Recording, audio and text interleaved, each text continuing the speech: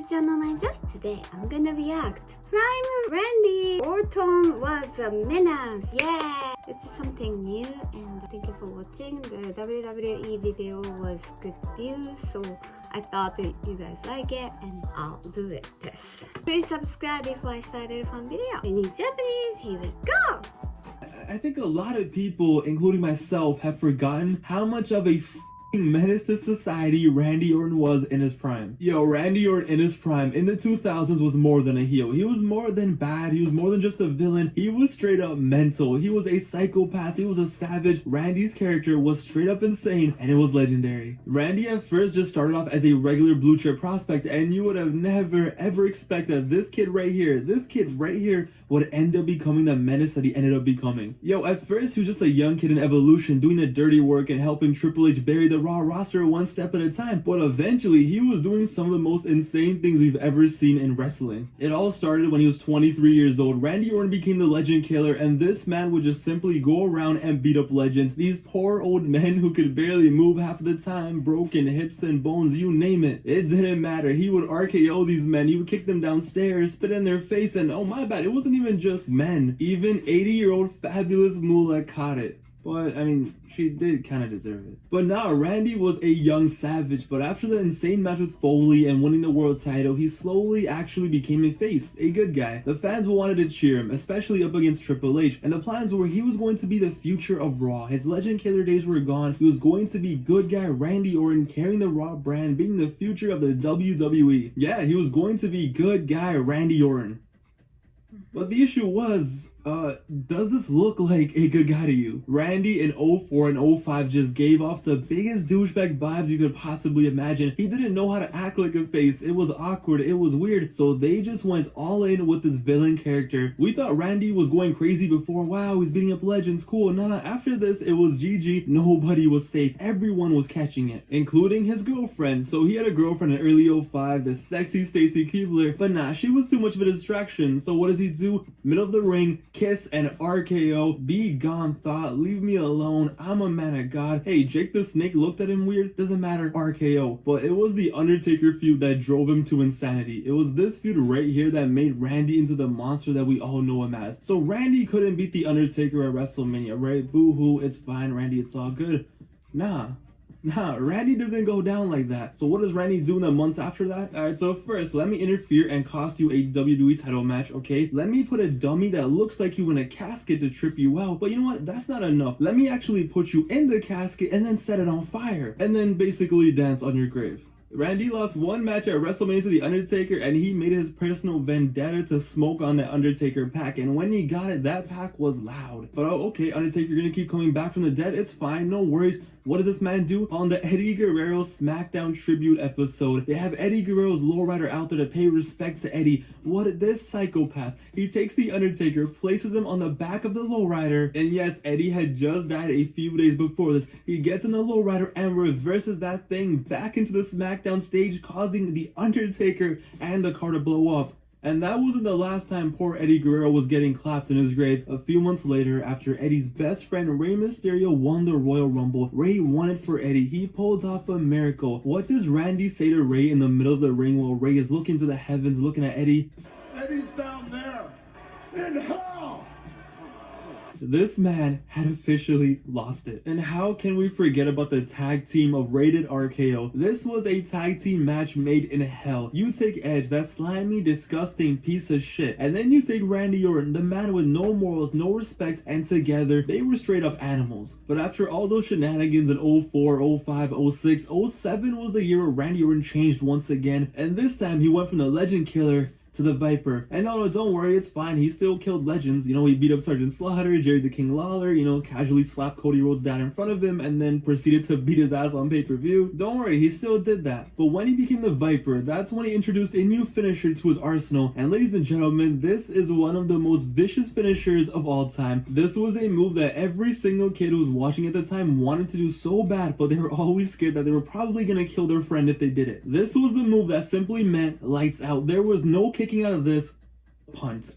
Randy Orton's punt kick was on another level. This move was actually scary, okay? When he used to hit someone with this, you thought they were dead. Bro, what a move. Normal wrestlers had like normal moves, right? Like standard wrestling moves. Randy was like, nah, I'm gonna just start kicking mother knuckers in the head. What are you gonna do about it? Once Randy started doing the punt, he started doing things that were just straight up evil. First, he was feuding with John Cena, right? This man handcuffed Cena to the ropes and then spent like 10 minutes just casually beating up John Cena's dad in the middle of the ring. This 50, 60-year-old man just casually getting his ass kicked while his son watches. And it didn't stop there. No. Did I mention that on another episode of Raw, Randy Orton just grabbed Cena's dad from the crowd, threw him over, and just boom, punted it in the head. Like, yo, Edge slapped Cena's dad and we were all like, oh my god, how could he do that? That's so disrespectful. Randy was like, yo, I'm gonna send this man to heaven. Randy got the WWE Championship in late 07 and he dominated, okay? Remember when ISIS was running that one summer? Well, Randy Orton was basically running the winter of 07 and the spring of 08. Yo, Triple H, light work. He clapped him so hard, he was bleeding so much that you think he needed a blood transfusion. A feud with Jeff Hardy? Well, when he's in the ring, let me just take his brother and hold him hostage backstage and punt him. Fam, at this point, Randy Orton basically was a terrorist. Yo, Randy had a match with John Cena at No Way Out 2008 and this annoyed me so much. So they were both in the middle of the ring. They had been wrestling for like 15 minutes. It was a solid match. And it's like, okay, they're face to face. It's about to go down. Randy is gonna get beat up. Cena's gonna take back his championship. And you're ready. You're anticipating and you're hyped. Randy slaps the referee. And everyone's like, wait, what? Why did he slap the referee? What happened? Well, then the referee disqualifies Randy Orton. And Randy just runs away with the title. This man purposely got himself disqualified in a championship match to stay champion on a pay-per-view. But yeah, man, all those things were wild. All those shenanigans and moments that were insane. Randy Orton finally reached his final form, his peak of being a menace, when he shaved his head. And I don't know what kind of razor this man was doing. I don't know what kind of deadly skin fade he was getting, but he got his head shaved. He grabbed Cody Rhodes. He grabbed Ted DiBiase Jr. He created legacy, and he went after the McMahons. I'm telling you, man, this was Super Saiyan Randy Orton right here. So his feud with the McMahons starts off pretty chill at first, okay? He's with Stephanie, he's insulting her, and every week he just goes above and beyond. But slowly it becomes him straight up tormenting Steph. He eventually is like, oh, you're useless, you're this, you're that. In one episode of Raw, it was Vince and Steph in the ring, and he just straight up says that, hey, now that you popped out some grandkids, you're essentially worthless. Yo, at that point already we're like, whoa, that's pretty wild. But nah, this was just the beginning. After that, he just goes off the rails. He goes off the rails in a level that we have never seen before. So he slaps Vince McMahon and then he punts him. He punts the 64-year-old man, the owner of the company, punts him in the middle of the ring. So then Steph, who's all like scared, like, oh my god, you beat up my dad, she brings back Shane McMahon, who hadn't wrestled in a few years. So she brings Shane and everyone's like, yay, Shane's gonna beat up Randy. What does Randy do? Well, he beats his ass too. He leaves Shane a mess in the ring. So then Steph comes out because she's like the last hope. What happens? Boom, RKO. So this man hunted the dad, then he killed the brother, and then he RKO'd the sister. Hey yo, somebody get Linda out here. So at this point, the whole family has been abused, and there's only one man left. There's only one man left to save the day. The son-in-law, Triple H, comes out to save the family name, to save the family's honor. So Triple H and Stephanie McMahon's marriage for the first time is being acknowledged on TV. So now, Triple H is in the picture, and ladies and gentlemen, this is it. We get the most iconic Randy Orton moments ever. So yo, Randy had destroyed the McMahon family. He had done it all. But then on one night, it was Legacy versus Triple H in a handicap match. Before they had their match at Mania, they had a handicap match. And man, Randy Orton must be one wild guy at home, because apparently this man loves handcuffs. So they take Triple H and they handcuff him to the ropes. And he says that there's only one person who can save you now, and she better hurry. So Orton grabs a sledgehammer and he is about to wild out. But Stephanie McMahon, she runs out there, she's crying, she's running, and she begs them to stop, just pleading and begging. And Randy Orton, at his peak, in his prime, at his absolute best, he grabs her with Triple H handcuffed and begging him to stop, having to watch this. He DDTs her right then and there. Yo, Steph is laid out and Triple H is freaking out. Triple H is going insane. And you think it's over. You think it's done. Like, wow, they really did it. You know, they DDT'd Stephanie McMahon. Wow, what a great storyline. It's done. But nah, we were just beginning, because Triple H is about to cry, okay? He is tripping, he's about to cry, but Randy is smiling. So he gets a sledgehammer, and he's about to do this. He's about to catch a body. but he puts it down. He's like, you know what? I got a better idea. So Triple H, with tears in his eyes, handcuffed to the ring, he is forced to watch this. He is forced to watch one of the most iconic Raw moments in history, in my opinion. Something that had the entire playground going crazy the next day. Randy Orton smiling, looking at Triple H, kisses Stephanie McMahon. Fam, this was insane. This was one of those things that felt surreal. Like, how was this happening? How is this possible? This was in the PG era. This was 2009, but it felt so surreal. And then Randy just grabs a sledgehammer and boom, bangs in Triple H and walks away, just leaving Triple H and his wife just lying there.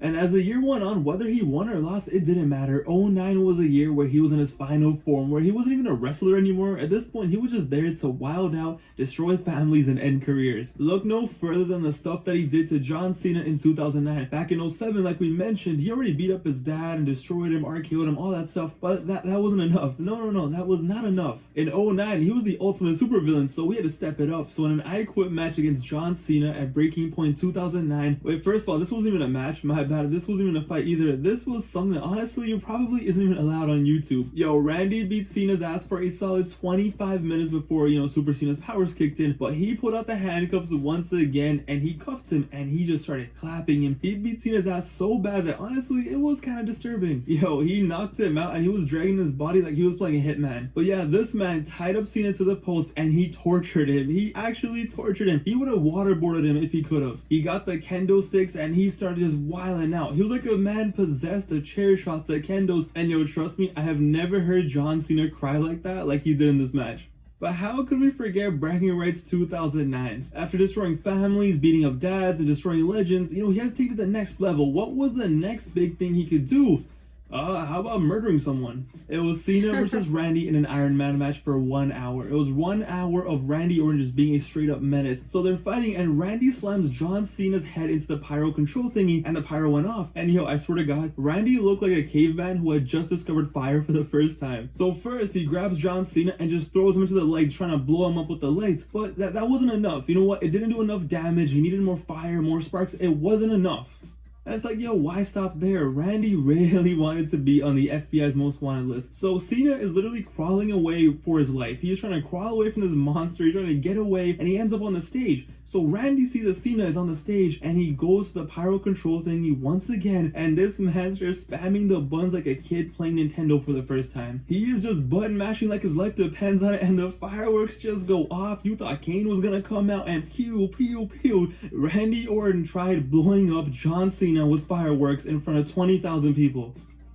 Officer, this guy right here. Nah, man, it's crazy. Just look at him in 2002. This guy right here, look at his face. Somehow, some way, this kid who looks like the most average 2002 American Eagle model you could possibly imagine went on to become a supervillain for the ages. Ladies and gentlemen, without a doubt, I present to you a bona fide, certified menace to society, Randy Orton. Wow. After this, Randy Orton's career went on and he did his thing, okay? Every now and then he would tweak and do something crazy, such as burning down houses, destroying earlobes, cashing in on Daniel Bryan. But man, this run right here, from 2004 until 2009, this was unprecedented. Randy pushed the limits of what a heel was, okay? They did everything and anything they could possibly think of Randy Orton to do. Yo, I'm gonna be honest, we will never ever see a character go to that level ever again. Randy Orton did it all, and I am so happy that I grew up in this era that I was able to watch prime Randy Orton at his absolute best just cause mayhem and destruction and be the biggest savage you could possibly imagine. Randy Orton in his prime is like a top 3 heel. I don't care what anyone says. As a heel, as the man doing horrible, vicious things, Randy Orton in his prime, top 3 all time. I don't care. Yo, in the comments below, leave your favorite Randy Orton savage moments, whether it's a quote, a match, anything, it doesn't matter. Let's give prime Randy Orton some of his flowers. Thank you guys so much for watching this video. I had a lot of fun making it and reminiscing and just thinking about all the crazy stuff that Randy Orton's character used to do. It was really fun. I hope you guys enjoyed. It's your boy Pav, aka Wrestling, so I'm out of here. But yeah, Randy Orton, the definition of a menace. How was this video? wrestling, like a pro wrestler, is always the entertainment or like a reality of the like back and forth and stuff. So that's why the big fans there, and then Japanese one is fun also. But it was kind of shocking to me. Hope you guys enjoy. Thank you for watching. Please give me a like and subscribe and see you next time. またね。